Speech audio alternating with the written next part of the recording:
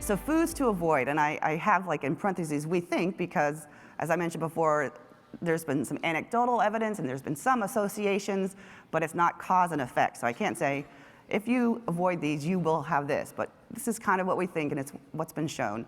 So highly processed, overly greasy, and super sweet foods in a nutshell. So what does that mean?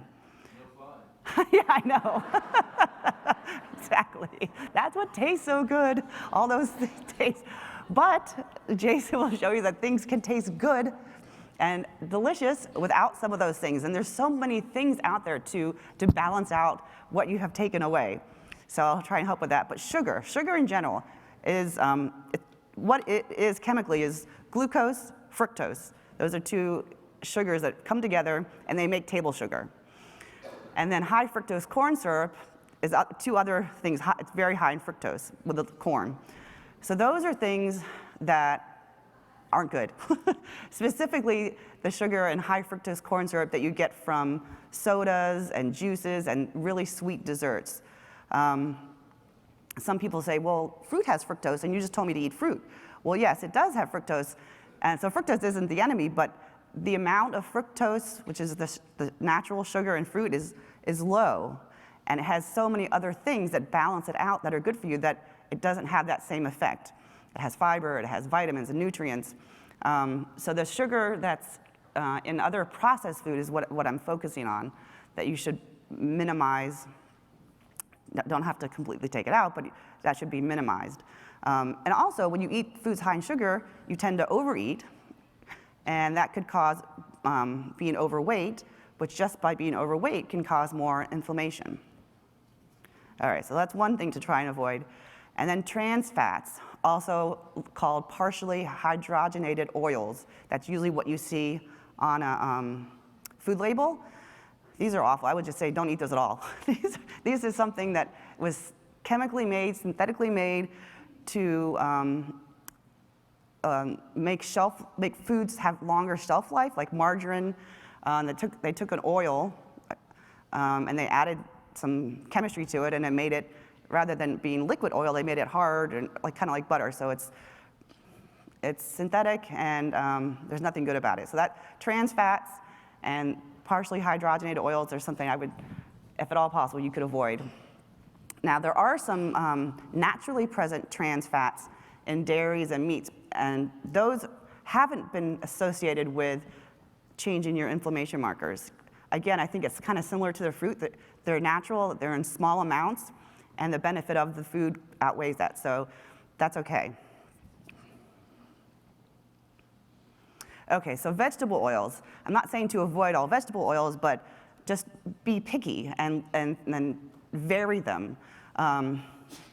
Corn, canola, soybean, safflower, and sunflower, those are all common oils, and those are all, you've probably heard omega-6 fatty acids. That's what they're very high in, and you need those. You need those in your body. It's a nutrient that you do need, but you don't need that much. So, and you also need a balance of omega-3 fatty acids. 6 cause more inflammation, 3 decrease inflammation. You do need both, but you need a balance. You want low 6, high 3. So if you use oil in cooking and you only use these oils, you're going to increase your balance of omega-6 fatty acids, causing more inflammation, and then decrease your 3. So these ones I would limit, and I'll talk about what to choose in its place. It would be very hard to take these out of the typical American diet. Refined carbohydrates. So in general, carbohydrates have been getting a bad rap over the past years. No carb diet, low carb diet, gluten-free diet, whole wheat, what kind of carbs should you eat? So we did talk about sugars. So we said eliminate or limit simple sugars like in sodas and sweets. But carbohydrates are in other foods like potatoes and pasta and breads. So you do need that, and that's a very good fuel source, energy source for your body.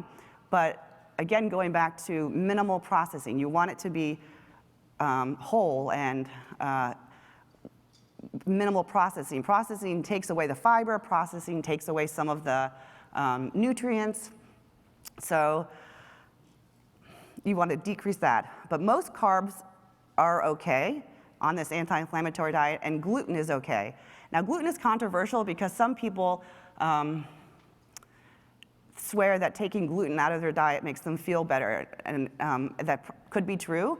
Gluten is a protein on some grains that is a known culprit if you have celiac disease. So if someone has celiac disease, the only treatment for that is to remove gluten, and that's known and that's widely scientifically proven. So you take that out of your diet if you have celiac disease, for sure.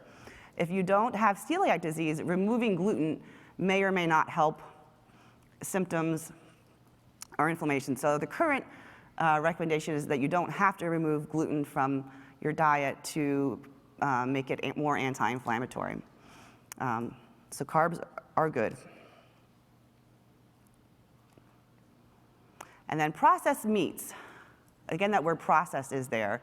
So there's meat, like a steak and a grilled chicken, and then there's meat, like sausage, bacon, hot dogs. I can't, sorry. I know, those are good foods. Again, that's why they taste good, because there's stuff in it that it's good and just natural for you to crave, but they are cooked so high, those foods, bacon, ham, sausage, smoked meat, that there's changes in the molecular making of the food that causes it to be inflammatory when you eat it. So avoid is what we say here. The only thing I've said that I don't think you should eat at all is trans fat. Everything else is avoid or limit.